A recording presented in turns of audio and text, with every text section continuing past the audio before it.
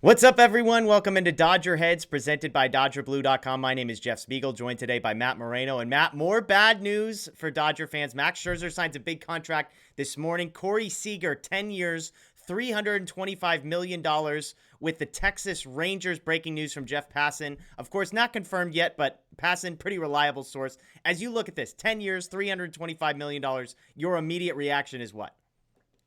10 years surprises me a little bit, but I mean, it does fit everything that was coming out about the Rangers over the past week or so, and definitely the last few days of, they've been aggressive. They had already signed Marcus Semien. I thought, and I think a lot of people thought, okay, there's their shortstop, but then it came out like, no, they're actually still talking Yeah. to shortstops, including Corey Seager. So now here we are. I think credit to the Rangers for sort of, putting their money where their mouth is, so to Yeah. speak. They said they wanted to be aggressive and spend, and they've done that so far. Um, Conversely, if you're the Dodgers, I'm not sure what the game plan is. Yeah. I know we'll get into kind of Trey Turner, but it's definitely been a rough day for them, I think. Yeah, my headline for today is smart is not always sexy. And what I mean by that is I look at Max Scherzer's deal this morning, and we talked about this. I would not have given him the money that the Mets gave him. I look at the Corey Seager deal. I would not have given him 10 years at $32.5 million. And I mentioned this earlier on our Scherzer video, but the thing is the Dodgers, as I've said, are currently living with the consequences of a big, bad financial decision with Trevor Bauer. That is a weight that is dragging around behind them. And so they know that they can't afford to make that mistake again. Corey Seager is going to be 28 in April. So right about the time the season starts, he'll turn 28 years old. A 10-year contract for a guy that will take him through his age 37 season, which if you look at his game log, he played 26 games in 2018. He played 95 games this season. He missed 8 games last season. He played 134 in 2019. Now, this year, it's like, oh, hey, fastball, not his fault. Totally. But we're talking about a guy who's had hip issues. We're talking about a guy who's had back issues. We're talking about a guy who's not long-term a shortstop, which is kind of the primary sort of high-paid position that you're getting him for. And so I love Corey Seager. Daniel and I are recording later today. I'm sure he's going to be heartbroken. But the thing is I can justify in my head. I would not have wanted to give Corey Seager 10 years. Now, if you said if that's the only way you could get him, maybe. But 10 years, $325 million is a ton of money. Would you? I mean, you said I've been talking 8-60, somewhere in that range, which is about the same $35 million a year, but less years. I mean, would you have gone 10-325 if the Corey Seager's agent comes back to you and says, Matt, here's the offer we have on the table. Now, again, taxes and stuff, I mean, compared to in California, you would have had to get 10-350 to match it. But let's just say he would have taken 10-325 from the Dodgers. Would you have given it to him? I don't think so, and that's tough to say. I understand Seager obviously is homegrown, Rookie of the Year, All-Star, World Series MVP, ton of highlights for the franchise. Yeah. Definitely endeared himself to the fan base, but it is tough. I mean, the 10 years for me, it's more the years than the money. Totally agree. Right? Like if Scott Boras came to the Dodgers and said, "Hey, 7 or 8 years at $325 million," okay, I think that's a conversation. Yeah. Like let's figure this out. But yeah, the 10 years I think is just tough. I do think I've been on here before saying I think some of the injury stuff with Seager is a little unfair and overblown. The elbow was corrected. I think the hip was corrected. Yeah. But I mean, fact of the matter is he has had those injuries. The back issues can come at any time, especially once you've already had it once. But yeah, and I think also, the fan reaction so far to this is a lot more devastation and, people upset and frustrated than with the Max Scherzer news.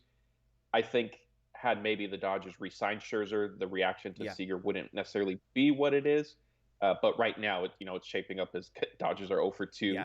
But there's still other guys out there: Clayton Kershaw, Chris Taylor, Kenley Jansen. I mean, we'll see. Yeah, my one thing I would say, and I just tweeted this. I joke with Dodger fans. Dodger fans love paying attention to the guys that are gone rather than the guys who are still here. Like if you look at the Dodgers lineup right now, you've got Will Smith behind the plate, Muncy at first, Lux at second, Trey Turner at short, Justin Turner at third, Pollock, Bellinger, and Mookie Betts. I mean, how many teams in baseball have a lineup as good as the Los Angeles Dodgers today? Now, and we know the Dodgers are going to do something. I would say none have that good of a lineup. Now you look at the starting rotation. You've got 2 guys who finished in the top 8 in NL Cy Young voting. How many other teams can say that? None. Obviously, DeGrom and Scherzer are better, but DeGrom has been hurt, yada, yada, yada. Okay, you look at the bullpen. Blake Trinan as a closer, he's probably one of the 10 to 15 best relief pitchers in all of baseball right now. You've got plenty of other guys that you feel comfortable about back there. So, like, on all three phases, the Dodgers are a very, very good baseball team. Now, they have reportedly been interested in Scherzer. They made a run at him. They made a run at Seager. So we know they're going to do something. But I would say, on one hand, let's just focus on the fact that the Dodgers, as constructed right now, are very, very good. They're the best team in the National League. It's a reason they're the World Series favorites, okay? But the bigger question everybody's going to be asking is, where do we go from here? I think the obvious answer is Chris Taylor. I've said all along, I think it's Seager or Taylor. I think as soon as Seager is gone, Taylor makes all the sense in the world. I think he's a guy that is comfortable playing all over the place, doesn't seem to mind it, loves LA, fits in perfectly, etc. It makes too much sense for them not to bring Chris Taylor. I don't think he's going to break the bank either. The second piece of this is, what do you do besides that? Is Trevor Story an option? He's kind of the last of that group. Obviously, Baez is out there too, but I don't think he makes any sense. Trevor Story's a guy who's interesting to me. I think he stacks up. We did a mystery player with all the shortstops. I think Trevor Story's interesting. Defensively would be an upgrade. And then I think the third option, which has been my option all along, is extend Trey Turner. It's like, extend him yesterday. Like, I don't know if I would go 10 years with Trey Turner. He's got 1 year left on his deal. Maybe it's an 8-year extension or a 9-year extension on top of the one that you're about to give him. Give him a pay raise on his arbitration number he's about to get. But to me, it's extend Trey Turner, it's re-sign Chris Taylor, and then figure out pitching from there, and I'm good with that. I wouldn't necessarily dabble in the Trevor Story market, but if they did, if you could get Trevor Story for $25 million a year on like 7 years, something like kind of like what Marcus Semien signed, I'd be interested. Yeah, I mean, there's definitely some interesting options, I guess, still available to the Dodgers. Some a little bit more, maybe improbable than others.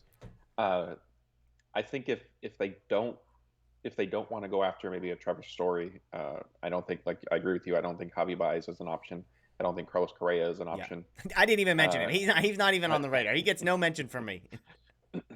I think what would be interesting to see is, do you try to invest in Freddie Freeman? Do you see if he'll come out of Atlanta, put him at first base, especially with Max Muncy, so casually on MLB Network breaking the news that he had, torn UCL in his elbow because of that play. Maybe you get Freeman now, and then a year from now you look at an extension for Trey Turner, or not an extension, I guess re-signing him at that point. He'd be a free agent. Yeah, I mean, Freeman to me, we did a video on Freeman. Freeman to me makes all the sense in the world. It's the left-handed bat to replace Seager. You can move Muncy to second base. You move Trey Turner, Gavin Lux, whoever to shortstop. One of those guys could be the long-term replacement for Justin Turner at third base.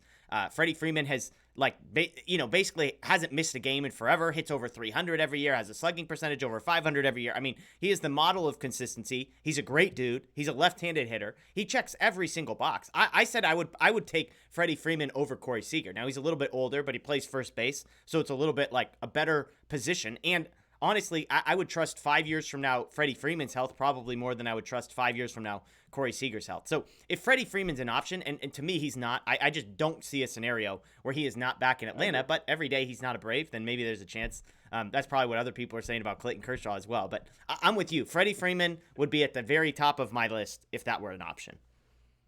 Yeah, I agree. And if not, I think kind of similar to what we touched on earlier this morning with Max Scherzer, losing Scherzer, I think we both agreed, sort of puts a little bit more pressure on the Dodgers to re-sign Seager. Well, now that's not happening, so I think the pressure is firmly on that you need to bring Chris Taylor back. You probably needed to anyway. Now there doesn't really appear to be any reason why that shouldn't happen. And one thing we kind of threw out a little while ago, Chris Bryant. Maybe you sign him. He's not an answer at shortstop. I understand that, but similar to what I was saying with Freddie Freeman, where if you don't lock up Trey Turner right now, you at least know you have a shortstop for next year. Chris Taylor still in the picture. Chris Bryant maybe helps just add depth to your lineup elsewhere. And then you kind of go from there. I mean, really, like pitching, I'm not sure what's going to happen on that front. But yeah, we'll see. Yeah, definitely. Definitely some options out there. Let us know in the comments below. Obviously, we know you're heartbroken because Corey Seager is gone. But would you have given him 10 years? Would you have given him $325 million? That is the big question. And if not, where do we go? We both agree Chris Taylor makes all the sense in the world. Beyond that is where it gets interesting. I'm on team go after Freddie Freeman. extend Trey Turner today, make sure he doesn't get to the free agent market, and go from there. So that's Matt Moreno. My name's Jeff Spiegel. We'll have tons more content coming. We got a video coming up about Max Muncy's injury as well, which Matt alluded to, so stay tuned for that. And then Daniel and I have a piece breaking down the current state of the bullpen. We've done a current state of the lineup, current state of starting pitching, bullpen coming this week as well. So thanks for joining us. As always, make sure you're subscribed here. Ring the notification bell for when the Dodgers do make their next move. You'll be sure to hear it. DodgerBlue.com, DodgerBlue1958, everywhere on social media. We'll see you soon.